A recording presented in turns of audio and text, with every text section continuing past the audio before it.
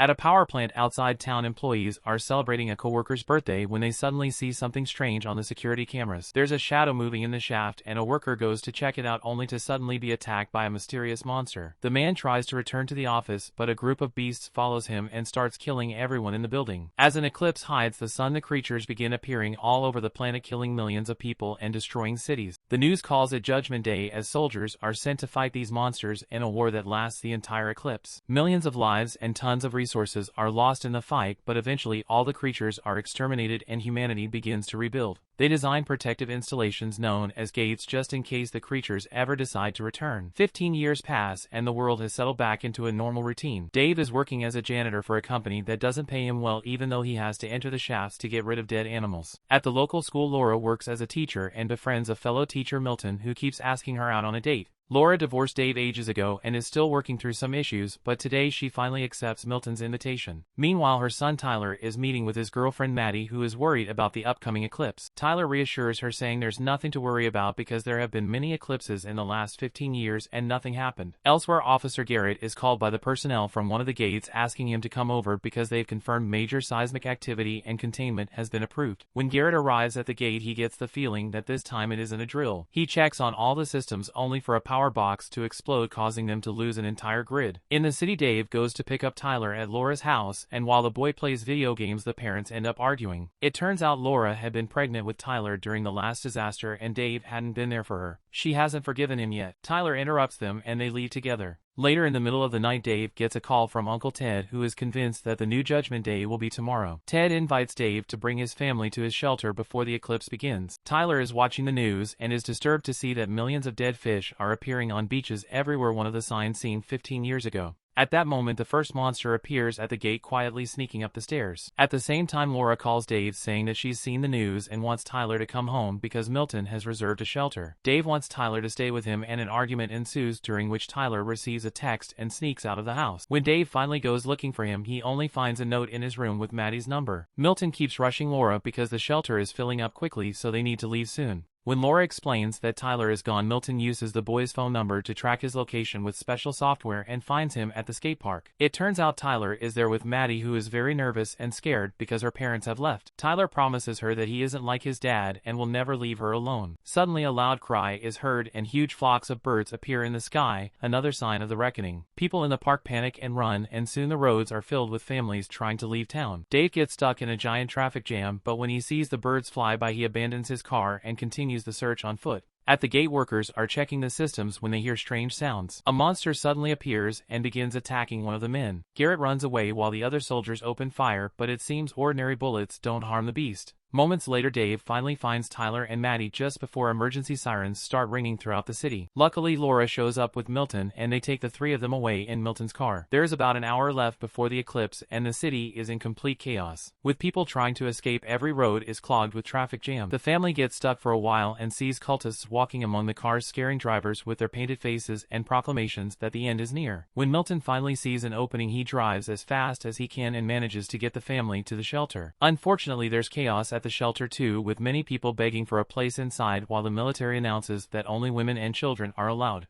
Dave tells Tyler to go with Laura and Maddie into the shelter, but after stepping inside, Tyler regrets it and runs back to his father, saying he would never leave him behind. The women follow him out, and at that moment the scoreboard announces that the shelter is completely filled. The group rushes back to the car while discussing options. Dave wants to go to Ted's hideout in the desert, while Milton suggests hiding at the school because it's closer and has a basement. They soon get stuck in another traffic jam, so they end up getting out of the car just as an earthquake hits the area and the eclipse begins. With the world falling into darkness, the monsters start making their way out to attack. They immediately take over the city and start killing without mercy, just like what happened 15 years ago. Dave insists they should leave the city and wants to drive, but Milton gets angry because it's his car and he claims he knows how to save everyone. An argument ensues and punches are thrown, but the fight is interrupted when a flying monster dives in and takes Milton away. While Laura screams, Dave shoves her into the car and takes over the wheel to finally get his family out of the city. As they drive along the canal, they discuss theories about the origin of the monsters, wondering if they were sent by God or not. Eventually, the car starts to run out of gas and Dave Dave decides to find a replacement. He parks next to a group of abandoned cars and begins checking inside them only to discover that there are bodies in them. When he finally finds an empty car, he gets inside only for the driver hidden in the back seat to pull him down and reveal that there's a monster nearby. The monster keeps searching the vehicles for more victims, and when it passes near the 2 men, it thankfully doesn't see them and keeps going. Then the monster finds one of the bodies and begins eating it. Very carefully and quietly, Dave starts rolling the car back to Laura and the kids. Now both cars are standing side by side, so Laura and the kids try to pass from one car to the other. They're very quiet about it, but the monster still notices them and comes after them. The old man gets out of the car and sprinkles the beast with salt, but this only stops the monster for a moment before it jumps on the man and begins devouring him. The family uses this distraction to finally drive away from the area, taking an abandoned road in the mountains while hordes of monsters flock to the city from all sides. Eventually they reach Ted's hideout, which is a true concrete bunker. The doors are closed and there are cameras on the roof, but nobody comes out when the family begins yelling and hitting the door begging to be let inside. What they don't know is that Ted is sitting at his computer watching them on the cameras while someone is pointing a gun at his head. At that moment, a horde of monsters appears in the mountains and begins rushing toward the shelter. As the family panics, Dave grabs a tire iron to protect his loved ones, but then the door of the bunker finally opens and they rush inside. The family meets Ted and his wife Stella, but they're also surprised to find Garrett there. Apparently his father used to be war buddies with Ted, and after getting separated from his unit, Garrett came here to ask for help. Dave notices Garrett has a gun, which makes him suspicious. The group shares a meal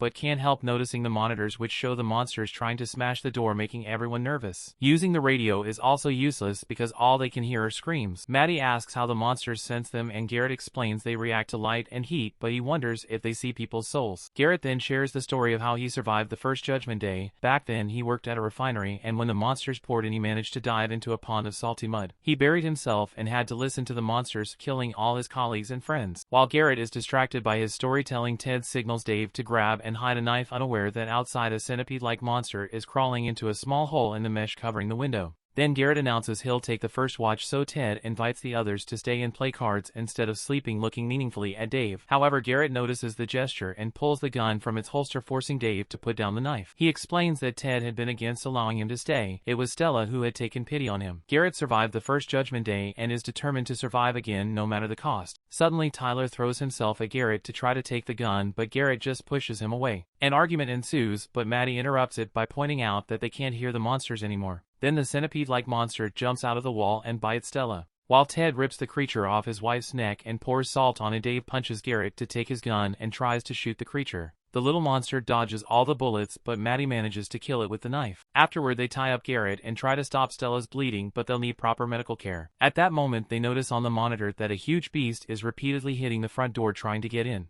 Dave says they should leave, but Ted doesn't want to go, insisting his wife won't survive outside. Stella, however, wants him to go and reminds him of the underground passage under the bunker which leads to the mountains. Garrett says he has a car with a full tank and can take everyone to the gate. The group is unsure whether to believe him until Garrett points out that it's beneficial for him to help them. They decide to leave, but first Ted reveals he has a whole arsenal of weapons and everyone arms themselves. While the group enters the tunnel, Dave opens the front door and blows up the first beast that comes through before joining the others. Once the tunnel is properly sealed, they head outside and notice Stella is having trouble walking because she's starting to transform into a beast. Later, while walking down a road, Tyler spots a monster just standing there. The beast seems to be dead, so Maddie tries to touch it, but Tyler stops her. When she turns around, a long tentacle comes out of a hole in the ground and grabs her legs, trying to drag her away. As Maddie screams wildly, Tyler and Dave hold her back while Laura shoots at the tentacle, forcing it to retreat. Once Maddie is free, the group runs away and Garrett convinces Dave to untie him so he can help in case of another attack. What the others don't know is that Dave is hiding an injury on his arm. Sometime later, they make it to the top of the mountain and see the city burning. When they find Garrett's car, they are devastated to discover it won't start. At that moment, monsters appear on top of the mountain and begin rushing in their direction. Garrett desperately tries to start the engine while Stella takes Ted's gun, intending to end things for herself before she finishes transforming. Ted immediately fights her, taking the gun back and begging her to get in the car, but Dave knows there's no hope and drags Ted away. Stella waits for the monsters to arrive and they quickly devour her. Garrett finally manages to start the car and the group escapes, leaving the monsters behind. On the way, they pick up a radio signal and hear that almost all the shelters couldn't withstand the onslaught and were destroyed.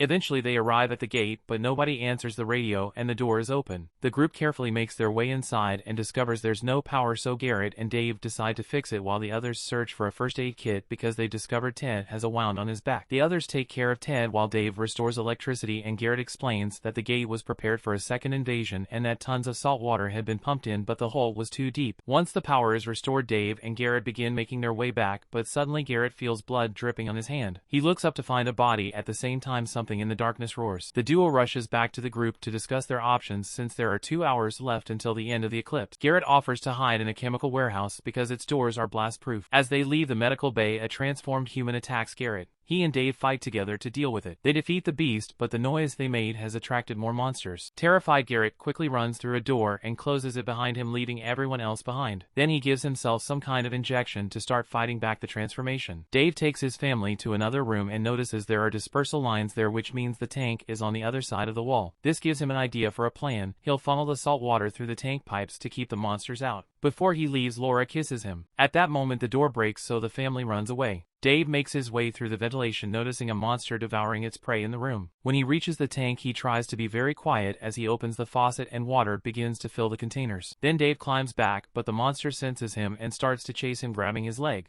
As Dave fights back, he sprinkles it with salt, causing the monster to crumble to dust. Meanwhile, the others find themselves surrounded by monsters, and Tyler opens fire on them. Suddenly, Dave's voice is heard from the loudspeaker asking them to turn on the fire alarm. The monsters are getting closer, so Ted tells Tyler to protect the family before going after the monsters with an axe. However, several beasts jump on him at once and kill him quickly. Tyler keeps on shooting only to run out of ammo, so he turns on the fire alarm, causing salt water to start falling all over the monsters, making them crumble into dust while they squeal in pain. At that moment, the eclipse ends, and all monsters begin returning to their realm through the gate, causing another earthquake. Laura and the children try to get moving too, only to come across Garrett, who is losing his mind to the transformation. He shoots Tyler and hits him in the shoulder, but before he can shoot again, Dave appears behind him and hits Garrett in the head with a fire extinguisher. While Dave reunites with his family, a huge monster appears from below and lunges at Garrett, swallowing him whole. The family runs into the medical unit and makes a salty mixture in a cylinder, which they throw at the monster as soon as it kicks down the door, instantly killing it. Afterward, the family goes outside and finds the world has been utterly destroyed, but now they're ready to start rebuilding again.